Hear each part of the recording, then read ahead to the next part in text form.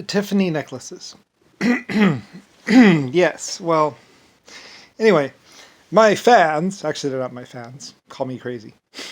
It's funny, well, with all the people that have stolen from me or stolen from my companies, you know, anyway, whatever. It doesn't really matter.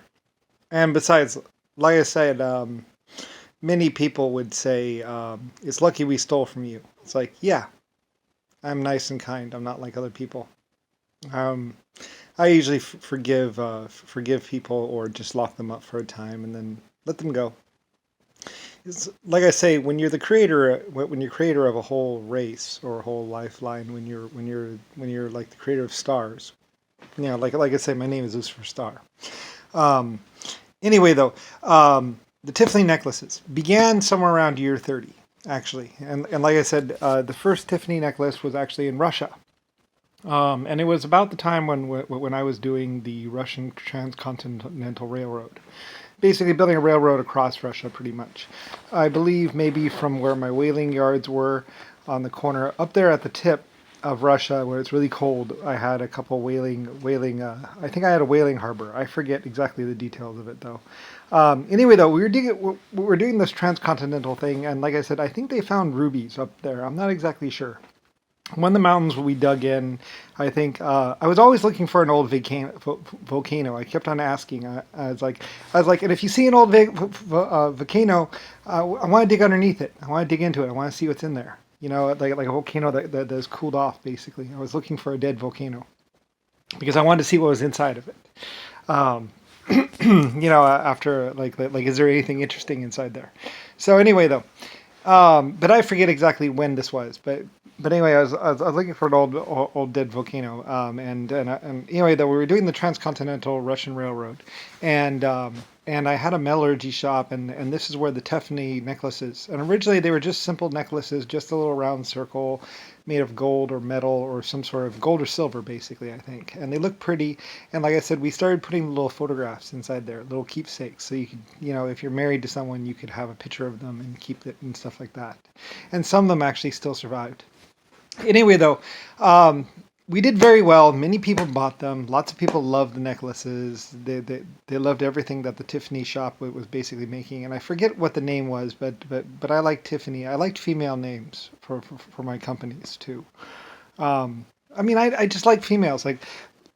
Like I say, for years I wouldn't work with males. I'm only going to work with females because I like the way they sound and they're nicer and they're kinder and it's like because I'm Lucifer Star, I'm the creator. I could work with anyone I wanted. So generally, men had women talk to me, which was nice. I liked it a lot better that way.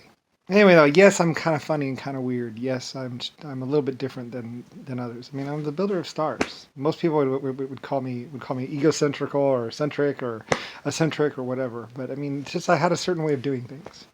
Anyway, though, is the Tiffany necklaces, and that's why. And later on, that's how we get into the Faberge eggs and stuff like that. And some of them were covered in silk, I think, or something like that. All the silk rotted away. Anyway, I'm not exactly sure about the details of anything anymore. But anyway, though, what I'm talking about is the first Tiffany necklace being stolen. Like I say, my necklaces were all made out of titanium and some other alloys and stuff like that, and then shined, whatever. Anyway, I had strong necklaces. Most people didn't realize that they were that strong until some guy named Jack basically killed a girl and basically, like I said, they were going to return the necklace. But like I said, I don't care about the necklace. I care about the girl. Where is she? Because like I say, I knew that you couldn't take those necklaces off. They're made of they said, oh, they cut it off. They damaged it. They broke it. And I was like, you can't break titanium like that, not by hand. I said, what do you use? A train to rip it apart? And they eventually admitted that they cut off the girl's head. Like, like, like I say, I didn't care about the necklace. Because I even offered. I was like, I'll offer money for the necklace back, and if the girl needed money, I was like, I understand people need money. So anyway, though, that's when they found out. Anyway, apparently they had cut off the girl's head. So I actually wish they had used a train to rip the necklace apart.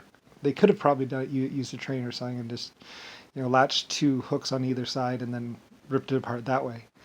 Um, it probably and that would have been better. Like I said, I didn't care about the necklace. I just because I mean when I found out because the girl was missing, the necklace was missing, and they only knew about the girl being missing because the necklace was missing. So anyway, yeah.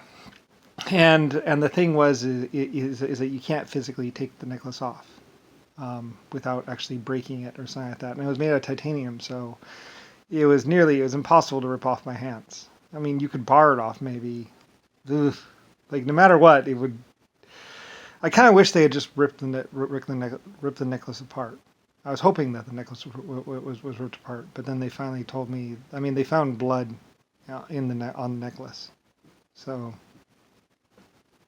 they cut off the girl's head. Anyway, like I say, it was some guy named Jack or something like that. I don't really know. I didn't really care. Anyway, he was some sort of leader or someone. I don't really, it's probably a fake name though, but who cares? Anyway, though, but yeah, that was the first Tiffany necklace stolen. Like I said, it was a funny thing because it was a time when the Secret Service was against the Tiffany because Tiffany had their own security department. They had their own security people trained. They had their own military kind of. And technically, they were in Russia and also other countries. I think 3 or 4 countries around the world. Basically, they were just seller of fine jewels and like the Faberge eggs, and that's how I owned the Faberge eggs and stuff like that. And later on, some newspaper company person, I guess, was buying my eggs or something like that. Buying my eggs, buying the Faberge eggs. Like I said, every year I would pay a jeweler to basically work on a Faberge egg all year, pretty much.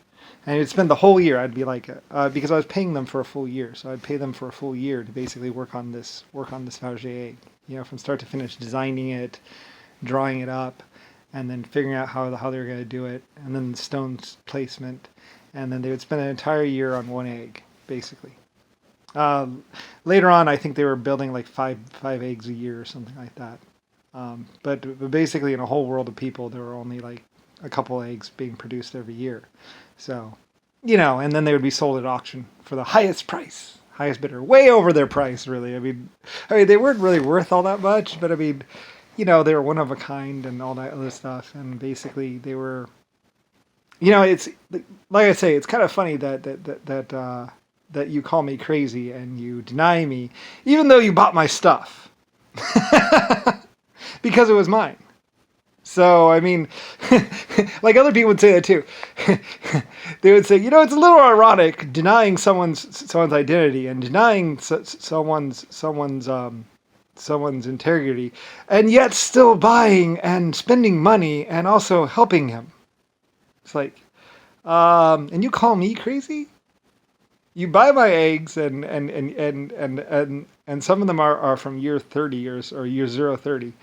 And literally like 2,000 years old or 3,000 years old, and you spend a lot of money for them, and you hold them and you hold them dear as basically stuff that I produced, pretty much.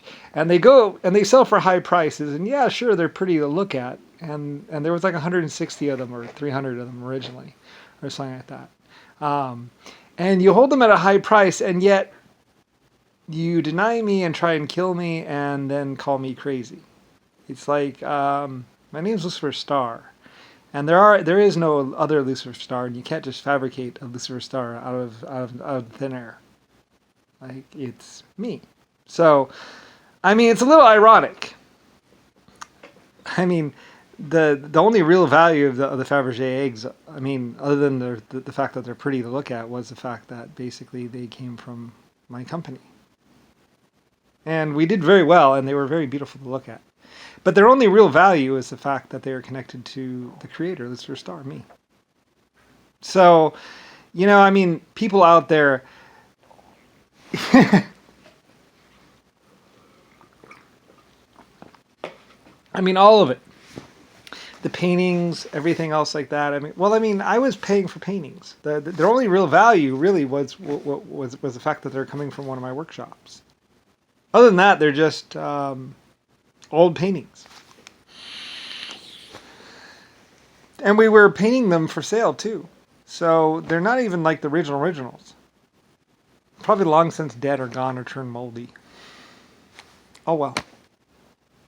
You know, I mean, people really have to do a sanity check of their own. It's like, well, I'm not the crazy one.